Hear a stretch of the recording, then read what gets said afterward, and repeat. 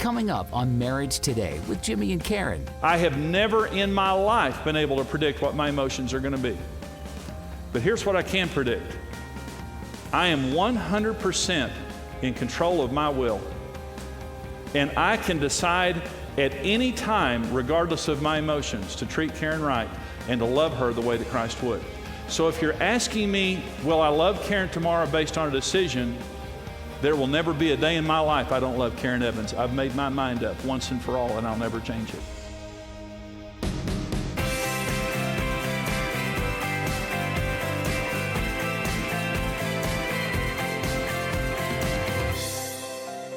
Indestructible love begins with this scripture, and it's John 3:16.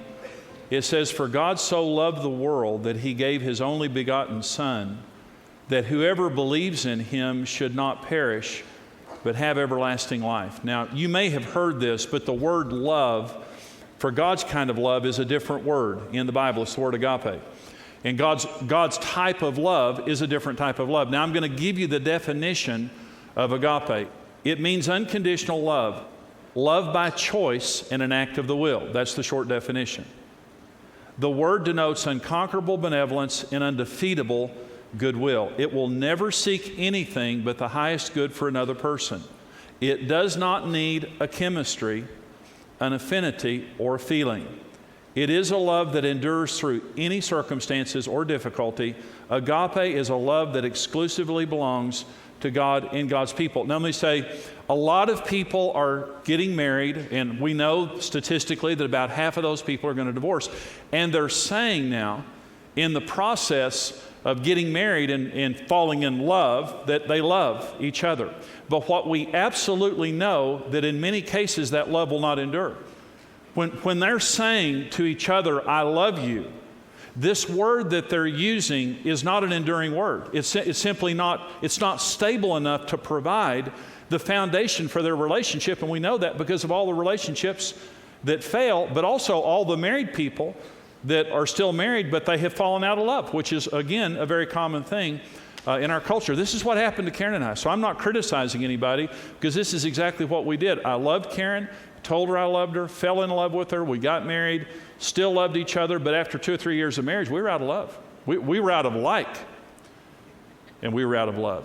We didn't like each other. We fought so much that we were numb. And when I talk to people and people say, "Jimmy, I don't love him anymore," I totally, listen, I completely understand what you mean by that, because that's where we were in our marriage. And so understand, marriage was created by God. It's his exclusive domain. And God created marriage to flourish upon the foundation of agape love. We're commanded to love each other, husbands and wives, with God's love. When the Bible says, "Husbands, love your wives as Christ loved the church," the word there is agape. And so let me begin by talking about the differences between God's love and other types of love, and we're going to ask some questions. And so I'm going to begin, and don't answer out loud, please. Do you love your spouse? Okay. Do you love your spouse? Okay. If yes, what do you mean by that? Okay, just kind of think about this in your heart. When you say to your spouse, "I love you," well, what do you mean by that? I mean, really, what are you trying to say when you tell them that you love them? If the answer is no, what do you mean by that?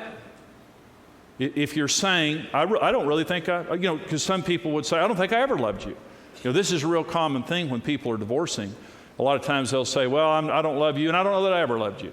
Okay, well, all right.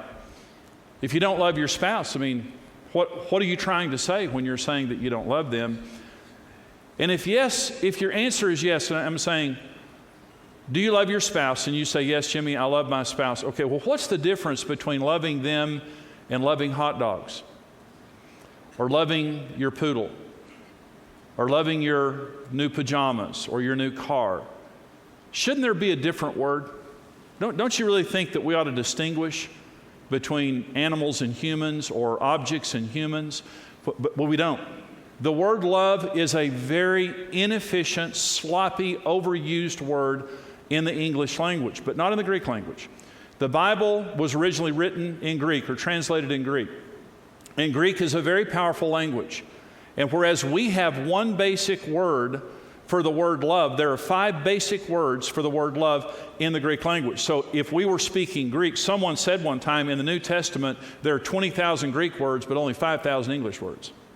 That's how exacting the Greek language is, and many more words. So when you're telling a person in the Greek language that you love them, you can tell very specifically that you love them. So let me give you 5 kinds of love, five words for love from the Greek language, so that we can be very specific now about what we mean when we say we love someone. The first word is the word epithumia, or the word thumos. It's a Greek word. That's where we get our word thermos, by the way, and it means passion. It means emotion. I feel hot. I feel passionate about that. So when we're talking sometimes about the Dallas Cowboys, I'm pointing at all the other teams across America. You're in for it this year. We're going to win this year.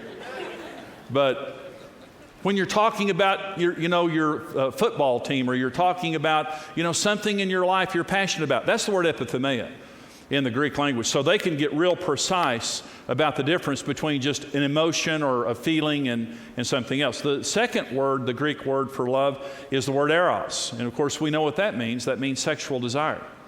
And so if someone's talking about sex and they're saying that, I'm sexually attracted to you, I want to have a sexual relationship with you, we call making love. I can just tell you, you can't make love by having sex. You can express love by having sex, but you can't make love by having sex, even though it can enhance your relationship. But a lot of people, honestly, when they're telling their spouse or someone that they love them, they're really talking about a sexual feeling. Okay. The third word for love in the Greek language is the word phileo. It's P-H-I-L-E-O. Phileo. The city Philadelphia is, we know, the city of brotherly love. It's philos and delphia. Delphia means brother. Philos means friendship, a fond affection, like that. So I can say to my friends, my guy friends, I tell them I love them. I've had a lot of friends for 30 or 40 years. I love them. And I say, I love you. They love you too. We're talking about this. I'm saying, I love you as a brother in the Lord. I love you like a brother. So that's a different kind of love. The next word for love in the Greek language is the word storge, where it's a family bond. And so I love my mom and dad. I love my siblings. I have blood kin, and there's just a blood bond among family. So it's just a family kind of a bond. But here's the fifth word, agape. That's God's love. And here's the unique thing about agape love. It is the only non-emotion based love. Every other type of love requires a feeling, except for agape. So when the Bible says that God so loved the world that He gave His only begotten Son, He's not talking about a feeling. It doesn't mean that He doesn't have a feeling, but His love is not based on feelings. And we all need to be thankful for that. Because God's love is a very, very stable love. When God commands us to love each other, He's not talking about a feeling. They came to Jesus and they said, Lord, what is the most important commandment? And Jesus said, love God with all your heart, soul, mind, and strength, and love your neighbor as you love yourself. We can't manipulate our emotions. When God tells us to love our neighbor, how can we love our neighbor if we don't like our neighbor? People ask me, they say, Jimmy, do pets go to heaven? Do pets go to heaven? And I tell people, I think so, and it's like God, that there will be animals in heaven. The lion lays down with the lamb, and, well, why did I bring that up? Well, my neighbor's dogs are going to hell. They got barking demons and they're lost. They need a little doggy evangelist to come through and get them saved. And so how do I love my neighbor if my neighbor's irritating me? How do I love my neighbor if I don't even know my neighbor? Because I can make a decision to do what's right for that person as God would, even though I don't have a good emotion for them. I don't have to like you to love you the way God does. I don't have to agree with you to love you like God does. God's love is the only love that does not require an emotion to function. So I want to go back again to some questions, okay? Do you love your spouse? Do you love your spouse? If so, are you primarily measuring that by an emotion or a decision? And I'm just saying this to get you to think about this. If no, what do you mean by that? If you say, no, I don't love my spouse anymore, are you saying you've lost your desire, the epithumia, the thumos? Are you saying sexually the lights are out there and it's not happening? That you've lost the eros? That you're out of like? You just don't have a desire to be around them? You're out of philos or phileo? What is it? What exactly are you saying when you say that you don't love your spouse? You need to think about that, okay? And here's another question. With what type of love do you want to be loved? If you were going to another individual and you were choosing how they were going to love you, because the Bible says that we're to do for others as we would want done for us, the golden rule, okay? So how do you want to be loved? Do you want to be loved based on feeling or based on a decision? And we tell people that we love them, that we're passionately in love with them, and we stand in front of a preacher and we get married with all the highest hopes in the world, and several years later we're standing in front of a judge and we hate each other. There's something wrong with that kind of love. You can't build a life around it. You can't build a family around it. It is not dependable. It is not God's kind of love. God's kind of love is a love that is not based on emotion. And it doesn't mean there aren't emotions there. It's based on a decision. So here's the difference that agape love makes as the foundation for our marriage. And first of all, agape love is consistent.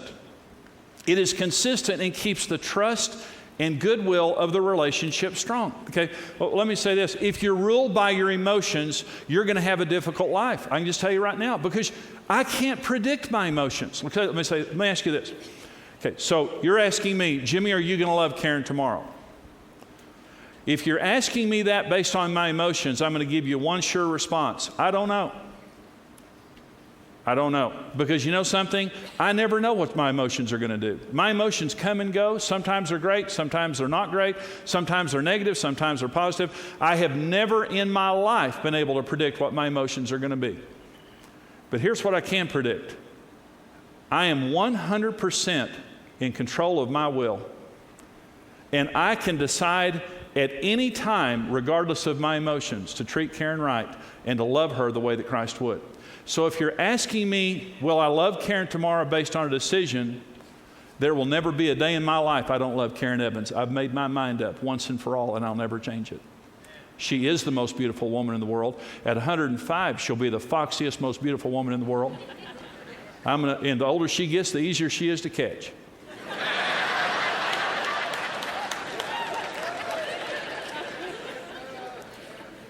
So I'm saying, are you going to love your spouse tomorrow? Well, if you're basing that on an emotion, you absolutely don't know. And if I'm asking you if you're in love with your spouse right now and you're basing it on an emotion, who knows? Who knows how you woke up this morning? But I want to ask you this question, and this is a real simple thing, and I want you to listen to what I'm saying. What is the thermostat in your relationship? What is the thermostat of your relationship? And this is a simple analogy. In your home, you have a thermostat and you have a thermometer. Okay, the thermostat regulates the temperature of your home. The thermometer reflects what the thermostat is doing. Okay, but the thermostat is the regulator. It's the controller. Okay. What is the thermostat in your relationship? Is the thermostat in your marriage emotion or decision? Because here's what's going to happen. What I said here is agape love. What is so phenomenal about agape love is it creates stability and trust in a relationship. When the thermostat of my love for you is a decision, it means I set the temperature high and I leave it there. And when my feelings come and go, I don't change the temperature. I don't change how I'm talking to you. I don't change how I'm treating you. I don't punish you. I don't browbeat you. I don't withdraw. I don't freeze you out. I don't cut you off. I set the temperature high and I leave the temperature high. And what happens to the thermometer is the thermometer stays high. It goes up and down a little bit. Sex is better. Friendship is better. Passion is stronger when decision sets the thermostat of your love, because you build trust. I am a stable individual, and I'm not going to love you based on my emotions. Now, when feelings are the thermostat, here's what happens is, oh, I love you. I love you. You're so cute. You're adorable. I'm going to turn that temperature up. You're hot. You're a hottie. Then the next day, you made me mad? Well, let me just show you how cold it can get around here. And I'm going to teach you not to make me mad. And I'm going to yell at you, and I'm going to browbeat you, and I'm going to do all this kind of stuff like that until you make up. So then you make up, well, I'm going to turn it up a little bit. Not as hot as it was, because you don't deserve it yet. Well, you just made me mad again. Here we go. Sub-zero. Freeze you out, and that thermostat's just like this. And after a while, you've hurt each other so much. You've reacted, you've verbally abused, you've withdrawn, you've done all these things because your thermostat is an emotion, and it can never be faithful. It can never be dependable. You're up, you're down, you're here, you're there. I don't know what you're going to do tomorrow. So what I've decided to do around you is guard my heart, because I can't trust your mouth. I can't trust your commitments. I can't trust you because you're not a dependable individual, because you're ruled by your emotions. And so I was ruled by my emotions. If Karen made me happy, I was nice to her. If she didn't, I punished her. I was verbally abusive. I was never physically abusive. But I was verbally abusive. I was selfish. I was self-centered. Karen had no trust for me whatsoever. And on the night that I repented to Karen, and I said to her, I'm sorry. I'm just sorry for the way I've treated you. Sorry for the way that I've been. She said to me, your mouth has devastated me. And the hardest thing for me to do is going to be to get over what your mouth has done to me. And I said, I understand. Because when I got angry, when I got upset, when I was feeling insecure, when she didn't do what I wanted her to do, I just started with my mouth. And we had our home was up and down, and what happened was the more up and down it went, the more down it stayed. And our society is ruled by this sexual love, this passion love, this emotion-based love. And what you'll notice is the more you base your love on emotion, the less love you have, and the more inconsistent your relationships are. When you put agape love is the foundation of your marriage, sex is much better because I trust you. You treat me nice when I don't deserve it. You're consistent. You're not moody. You don't punish me and browbeat me. You love me when I don't deserve it. And your friendship is better. The passion is better. The feeling of family is better. Every other kind of love flourishes on the foundation of agape love. When you remove agape love, every other kind of love is too unstable to sustain the relationship. Yeah, you may have great sex for a while, but it's going to come and go. You may have strong emotions, but it's going to come and go. But when agape is there, it's going to come and stay. And even when it ebbs and flows, you still have a strong foundation of agape love there. The greatest marriages are where two very different people get married and go through very difficult times together. And you've gone through battles, you've gone through trials, you've gone through the fire, you've gone through the waters, you've done everything. And there were times that your marriage was great, but there were times that you went through times of stress and difficulty that you had to love each other in spite of. And one person had to carry the other person through. And the greatest marriages is when you walk through those times and you get on the other side and you turn back and say, you had every reason to leave me and you didn't. And when I was not willing to give to you, you gave to me. I love you. I love to tell people the good news that they can succeed in marriage. It's just wonderful that God created marriage to be successful, and when you do it properly, it's indestructible. And so what you saw in today's program is just a small part of an 8-part seminar that I do called the Indestructible Marriage, talking about affair proofing, divorce proofing, rust proofing, how to have indestructible love, indestructible communication, sexual fulfillment in your marriage, a big seminar to help you succeed in every area of marriage. And we want to put the full resource into your hands, the full message that you saw part of today, along with the rest of the seminar, right now for your gift of any amount to support us here at Marriage Today. All right, we're a mission. We go across America and around the world helping families in the area of marriage. For your gift of any amount, we want to send you my book, 7 Secrets of Successful Families. For your gift of $55 or more, I want to send you the full 8-part CD series, Indestructible Marriage, along with the book. And for your gift of $90 or more, it's the DVD series along with the book, 7 Secrets of Successful Families. This can save your marriage. This can change your life, truly. It can change generations in your family. Maybe you know of somebody getting married or somebody that needs this kind of resource. For your gift right now to Marriage Today, we want to put these important resources into your hands, and here's how you can get them. Support Marriage Today with your best gift and receive the series, The Indestructible Marriage. We'll also include the book, 7 Secrets of Successful Families. The CD series and book are yours for a gift of $55 or more. The DVD series and book for $90 or more. The Indestructible Marriage series will show you the different kinds of love and why only one kind will last. Keys to divorce-proof and affair-proof your marriage. How to be romantic in your spouse's language, and much more. We're calling this the Indestructible Marriage Seminar because we mean it. You have a 100% chance of success in marriage when you do it God's way. And a lot of people today feel like, they don't know if they're going to succeed or not. You're going to succeed in marriage. Support Marriage Today with your gift of any amount and receive the book, 7 Secrets of Successful Families. Experience the Indestructible Marriage series today. I want you to know you were created by love to love. You were created by one to be one. That's who you are. It's not the lucky few that succeed in marriage. All of us can succeed in marriage. Doesn't matter what your past is about. Your future is about God. And anything is possible.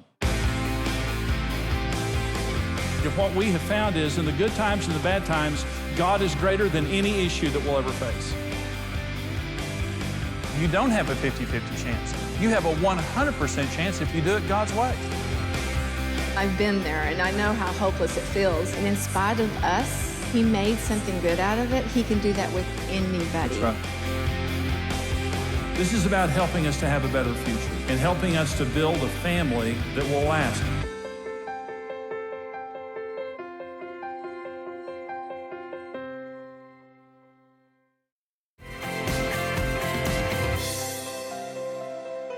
I have a friend of mine who sells jewelry to the rich and the famous, and a lot of his clients are very wealthy people. And he was telling me one time that he had 3 clients at that time spending over $1 million each on their weddings that they were about to have. And he said, Jimmy, truly, I don't believe that any of these people, their marriages will last over 90 days. And he was sad. I mean, he's just a great guy.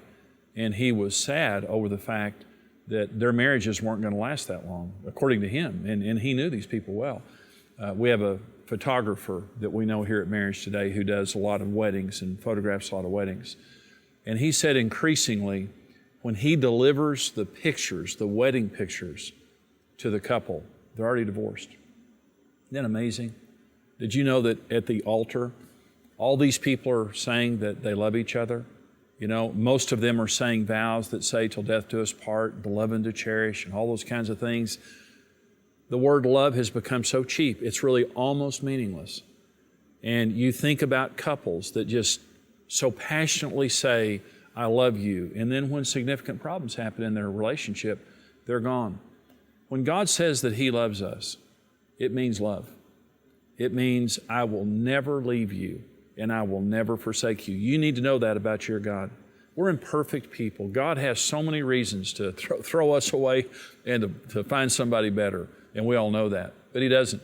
It's just not the kind of God that we serve. With all of our problems, with all of our failures and frailties, God is such an incredible, incredible God to make a flat-out statement, I will never leave you or forsake you.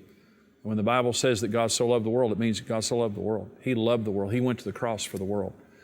If you believe that there's some person out there that's your perfect soulmate, that you would never have to go through difficult times and the emotions would always be present, if you believe that that person is out there, you're mistaken.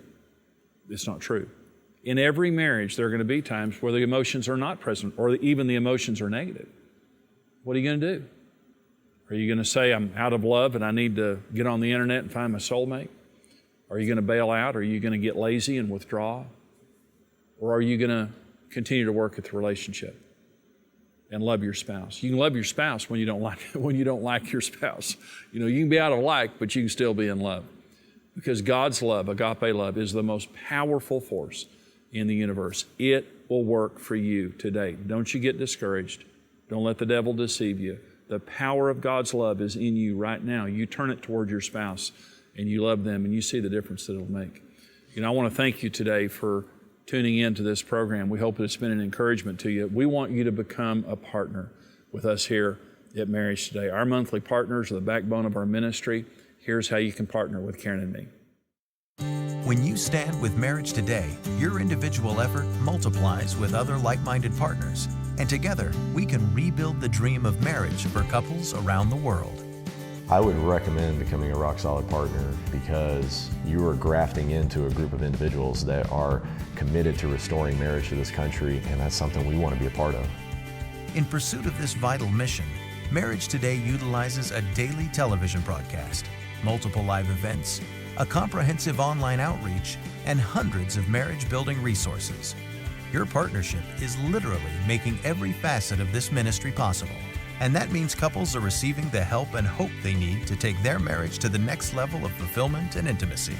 We enjoy the resources, we enjoy all of it, but I think just knowing that we're touching the lives of so many other marriages, creating an atmosphere for them to get the help they need. Being a rock-solid partner with Marriage Today grants you immediate access to an exclusive library of the ministry's resources and intimately connects you with our mission of helping couples succeed in marriage. We're proof that the ministry is beneficial and that it works. It has helped to save us, and that means that our children get to grow up with two parents in a home together. It makes a difference in our lives every single day that I couldn't imagine not being a partner. Everyone has something to give, and there are millions of unreached couples who desperately need the marriage-strengthening resources of Marriage Today. That's why we need you to join us. Become a rock-solid partner with the ministry and mission of Marriage Today. Thank you for joining us today. Support Marriage Today with your best gift and receive the series, The Indestructible Marriage. Learn how to grow a healthy marriage and family with Blending Families, a brand new book and small group curriculum by Jimmy Evans and Frank Martin. Available now at marriagetoday.com/store. Start a path to emotional health and healing with daily videos, devotionals, and personal challenges from Jimmy Evans. Available now at 21dayjourney.com. Buy or stream, rent or download Marriage Today content, workshops, and more. Visit now.marriagetoday.com. Become a rock-solid partner today and connect with the mission of Marriage Today.